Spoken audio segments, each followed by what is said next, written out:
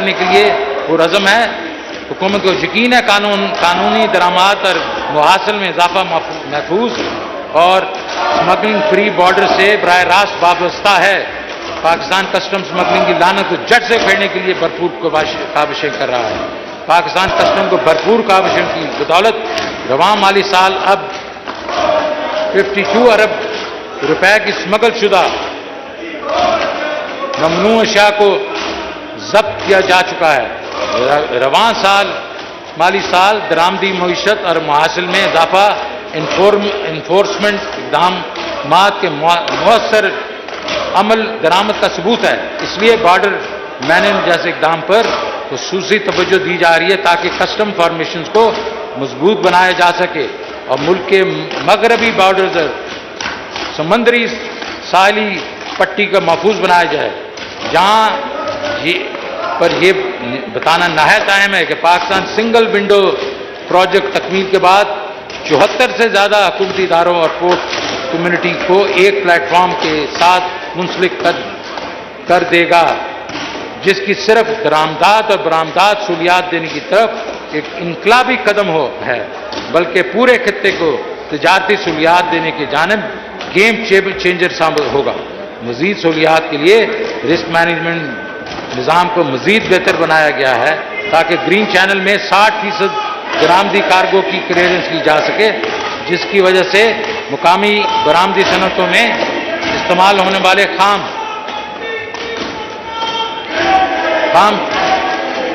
مال کی real time clearance ہو۔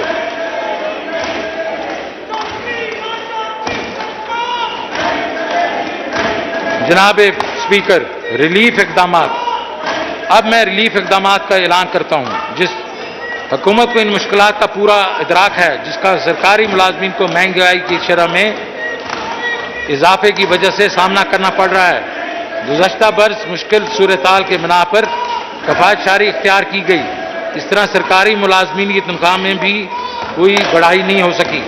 چونکہ معاشی حالات میں کسی قدر بہتری آئی ہے تو ہم محسوس کرتے ہیں کہ قیمتوں میں اضافے کی وجہ سے لوگوں کی قوت خرید متاثر ہوئی ہے۔ اس لیے سرکاری ملازمین اور پینشنرز کے مندرجہ ذیل ریلیف اقدامات کا اعلان کیا جاتا ہے۔ 1 جولائی 21 سے تمام وفاقی سرکاری ملازمین کو 10% اڈاک ریلیف الاؤنس دیا جائے گا۔ 1 جولائی 21 سے وفاقی حکومت کے تمام پینشنرز کی پینشن میں 10% اضافہ کیا جائے گا۔ ارلی الاؤنس 14,000 روپے ماہانہ سے بڑھا کر 17,500 کیا جا رہا ہے۔ گریڈ 1 سے 5 تک ملازمین کی انٹیگریٹڈ الاؤنس کو 450 روپے سے بڑھا کر 900 روپے کیا جا رہا ہے۔ کم آمدن افراد پر مہنگائی کے دباؤ کو ختم کرنے کے لیے کم سے کم اجرت 20,000 روپے ماہانہ کی جا رہی ہے۔ جناب اسپیکر، ہم نے ایسا بجٹ پیش کیا ہے جو امید افزا ہے۔ انشاءاللہ یہ بجٹ مستحکم معاشی کارکردگی کی نوید ثابت ہوگا۔ ہم نے ایک ایسا معاشی پروگرام پیش کیا ہے جو معاشرے کے تمام طبقات کے بہبود کا باعث بنے گا۔ اس بجٹ میں زراعت سے لے کر صنعت تک، خدمات کے شعبے سے لے کر سماجی شعبے، مزدوروں، کسانوں، خواتین، طلباء، طالبات، بے گھر افراد، سرکاری ملازمین، نوجوانوں کے لیے اقدامات کیے گئے ہیں اور تاریخ میں پہلی بار 40 سے 60 لاکھ غریب گھرانوں کو مالی امداد مہیا کی گئی ہے جو ماضی میں اپنی زندگیوں کے بدلنے کے منتظر رہتے تھے۔ اب وزیر اعظم عمران خان نے انہیں رہنے کے لیے ٹھکانہ مہیا کر کے، آمدنی میں اضافہ کے موقع پیدا کر کے، صحت کے تحفظ اور ایک مکمل پیکج کے ذریعے ڈیولپمنٹ سکلز کر کے ان کی خوشحالی میں اضافہ کرنے کا فیصلہ کیا ہے۔ یہ اس بجٹ میں ہر کسی کے لیے کچھ نہ کچھ موجود ہے۔ مزید برآں، جیسا کہ میں نے اپنی تقریر کے شروع میں عرض کیا، یہ ترقیاتی بجٹ ہے جو ملک کی ترقی کا ضامن ہوگا۔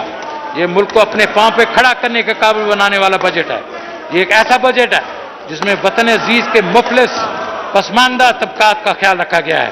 یہ ایک ایسا بجٹ ہے جس میں نوجوانوں کو معاشرے کے فعال رکن بنانے کے لیے تجاویز شامل کی گئی ہیں۔ نوجوان ولولہ انگیزی سے لیبر مارکیٹ کا حصہ بن رہے ہیں تاکہ وہ دستیاب مواقع سے فائدہ اٹھا سکیں۔ ہماری تعلیم یافتہ نوجوان چیلنجز سے بھرپور مواقع تلاش میں رہتے ہیں، جس کا ذریعہ نہ نئی دنیا کے درپیش چیلنجز کا مقابلہ کر سکیں۔ انفارمیشن ٹیکنالوجی کے دنیا اور مصنوعی ذہانت جیسے علوم سے استفادہ کریں کے لیے ہر دم تیار ہیں۔ اس وجہ سے ہم برآمدات میں اضافے کے لیے آئی ٹی کے شعبے میں انحصار کر رہے ہیں۔ ہماری زراعت میں ترقی کرنے کی صلاحیت سے بالکل فائدہ نہیں اٹھایا گیا اور خاص طور پہ پیرشیبل آئٹمز کی حقیقی قدر غریب کسانوں کی سے فائدہ اٹھانے سے قبل ہی ختم ہو جاتی ہے۔ ہم زرعی شعبے میں سرمایہ کاری کرنے جا رہے ہیں تاکہ کولڈ چین سٹوریج کی سہولیات فراہم کی جائیں اور کسانوں کی منڈیوں تک رسائی آمدنی آسان بنائی جائے، انہیں بیجوں کی بہتر کوالٹی فراہم کی جائے، انہی قرضوں اور آبی رسانی ممکن بنائی جائے۔ زراعت کو حقیقی اہمیت اس وقت حاصل ہوگی اگر ہم اپنے کسان کو اپنی زائد پیداوار ایکسپورٹ کرنے کے قابل بنا دیں گے۔ اگر ہم ایسا کرنے میں کامیاب ہوں تو اپنی اجناس کی بین الاقوامی معیار کی مطابق قیمتیں اور محنت حاصل ہوگی۔ ہم لوگوں کو گھر فراہم کر رہے ہیں تاکہ ملک میں بے گھر لوگ اپنے گھر حاصل کریں۔ جناب اسپیکر، ہم وزیر اعظم کی فلاحی معاشرے کے قیام کی ویژن کو عملی جامع بنانے کے لیے کوشاں ہیں، جس کا عمل مظاہرہ ہمارے رسول نے اپنے لیے پیش کیا تھا۔ مدینہ کی فلاحی معاشرے کا ایک ایسا نظام جو لوگوں کو اندھیرے سے نکال کر روشنی کی طرف لے جاتا ہے۔ نہیں ہے امید اقبال اس پشتے ویراں سے، ذرا نم ہو تو مٹی بڑی زرخیز ہے ساتھی۔ پاکستان پائندہ باد۔ Item number 3, paper to be laid before the National Assembly. Mr. Shaukat Fayaz Ahmad Tareen, Minister for Finance and Revenue, to move item number 3. Item number 3, please. Item number 3. یہ آئٹم نمبر 3 اپنی سیٹوں پر تشریف رکھ لیں۔ جی Mr. Finance, Mr. Speaker, I want to lay the papers of the budget before the National Assembly. The supplementary demand For for grants supplementary and demand for appropriation grants for the and financial year appropriate for financial 2021 stand laid. G Item number 4, introduction of bill. Ji. Mr. Shaukat Fayaz Ahmad Tareen, Sir, I Minister want for to- Finance and Revenue, to move item number 4.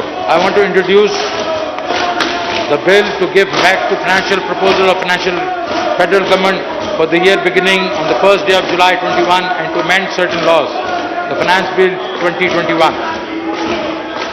A bill to give effect to financial proposal of the federal government for the year beginning on the first day of July 2021 and to amend certain laws. The Finance Bill 2021 stand introduced. The House is adjourned to meet again on Monday, the 14th June 2021 at 4 p.m.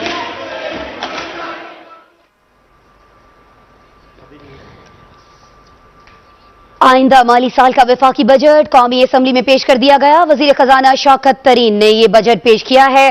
وزیر خزانہ شوکت ترین نے جب اپنی budget تقریر شروع کی تو انہوں نے یہ بتایا کہ ہمارے لیے بہت بڑا چیلنج یہ تھا کہ ملک کو دیوالیہ ہونے سے بچایا جا سکے۔ ساتھ ہی ساتھ انہوں نے کہا کہ کووڈ کی وجہ سے بھی معیشتوں کو بہت زیادہ مشکلات کا سامنا تھا اور حکومت کو مشکل ترین فیصلے بھی کرنا پڑے۔ اگر موجودہ گورنمنٹ یہ مشکل ترین فیصلے نہ لیتی تو ملک کو دیوالیہ ہونے سے بچانا بہت زیادہ مشکل تھا۔ وزیر خزانہ شوکت ترین بجٹ پیش کر چکے ہیں۔ چیدہ نکات کیا ہیں، کون سی ایسی چیزیں ہیں جن پر انہوں نے بات کی ہے، کچھ ہم آپ سے شیئر کیے لیتے ہیں۔ احساس پروگرام، اس کے تحت انہوں نے بات کی ہے کہ 5 ارب روپے اس کے لیے مختص کیے گئے ہیں۔ لوکل حکومتوں کے انتخابات کے لیے بھی رقم مختص کی گئی ہے۔ کاشتکاروں کو اس بجٹ میں بہت بڑی خوشخبری یہ سنائی گئی ہے کہ انہیں 2 لاکھ روپے تک بلا سود قرضے فراہم کیے جائیں گے۔ تنخواہ دار طبقے کے لیے آج کے اس بجٹ میں اچھی بات یہ تھی کہ ان پر کوئی نیا ٹیکس لاگو نہیں کیا گیا ہے۔ انکم ٹیکس کے حوالے سے بات ہوئی۔